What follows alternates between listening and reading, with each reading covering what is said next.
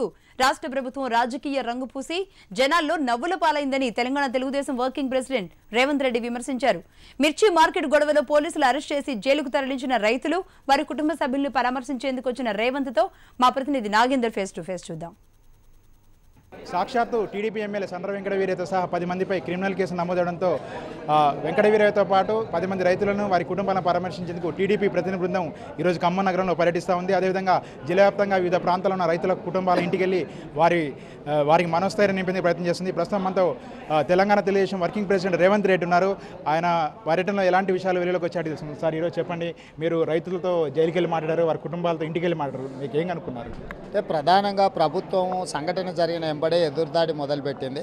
అందులో వాళ్ళు ప్రధానమైన చేసిన ఆరోపణ వాళ్ళు రైతులు కాదు, రౌడీలు, రాజకీయ పార్టీల ప్రేరేపితమైన వాళ్ళ కార్యకర్తలు అని చెప్పడం జరిగింది. దాదాపుగా ఇవాళ 5-6 ఫ్యామిలీలను కలిసిన జైల్లో 10 మందిని జైల్లో ఉండే వాళ్ళందరినీ కలిస్తే అందులో తేలింది ఏంటంటే ఒక్కరు కూడా ఎలాంటి గతంలో చిన్న క్రిమినల్ కేసు కూడా ఏ పోలీస్ స్టేషన్లో ఎలాంటి కేసులు లేని వాళ్ళు. రెండవది, అందులో 6 మంది టీఆర్ఎస్ వాళ్ళే, అంటే వరుసగా వాళ్ళ సభ్యత్వాల వివరాలు కూడా ఇచ్చారు. సార్, మేము పోయినసారి తుమ్మల నాగేశ్వరరావు గారికి ఓటేసినాం, మేము టీఆర్ఎస్లో మొన్న జరిగిన క్రియాశీలక సభ్యత్వంలో మాకు అన్ని సభ్యత్వాలు ఉన్నాయని చెప్పి వాళ్ళ కుటుంబాల సభ్యులు, వాళ్ళ భార్యలు, వాళ్ళ తల్లిదండ్రులు చెప్పడం జరిగింది. మూడవది, మీరు ఎందుకు ఈ విధంగా చేసిందంటే 4,500 ఉన్న ధరను మా దళారులందరూ కలిసి ధర తగ్గించి 2,500కి ఇవ్వమనంటే కడుపు మండి మేము అడుగుదామని చైర్మన్ కార్యాలయానికి పోతే ఆయన దురుసుగా మా మీద ప్రవర్తించడంతో మేము ఎదురు తిరగడం జరిగింది. అందులో భాగంగానే ఇవన్నీ సంఘటనలు జరిగినాయి తప్ప మాకెవరు ప్రేరేపించింది లేదు, మాకెవరు చెప్పింది లేదు. మా కడుపు మండి మేము ఏదో ప్రభుత్వం మీద నిరసన తెలపాలనే ప్రయత్నం చేస్తే మా మీద అక్రమంగా కేసులు పెట్టారు, రాజద్రోహం కేసు పెట్టారు, కుట్ర కేసులు పెట్టారు, నాన్ బెయిలబుల్ సెక్షన్తో జైల్లో పడేసారు.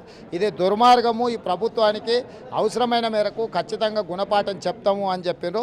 రెండవది, వాళ్ళు ఎవరు కూడా ఆర్థికంగా ఉన్నవాళ్ళు కాదు, కనీసం పూట గడవని పరిస్థితులు, కూలీనాలు చేసుకొని బతికే పరిస్థితులు ఉన్నాయని అంటేనే మా నామ నాగేశ్వరరావు గారి ట్రస్ట్ ద్వారా ప్రతి కుటుంబానికి ఒక 10,000 రూపాయల ఆర్థిక సహాయాన్ని అందించడమే కాకుండా న్యాయ సహకారం కూడా, న్యాయవాదులను నియమించుకునే పరిస్థితులు కూడా రైతులకు లేకపోవడంతో మా న్యాయ విభాగానికి సంబంధించిన న్యాయవాదుల ద్వారా కోర్టులో వాళ్ళ తరఫున వకాలతులు ఫైల్ చేసి వాళ్ళకు బెయిల్ ఇప్పించే విధంగా మేము ప్రయత్నం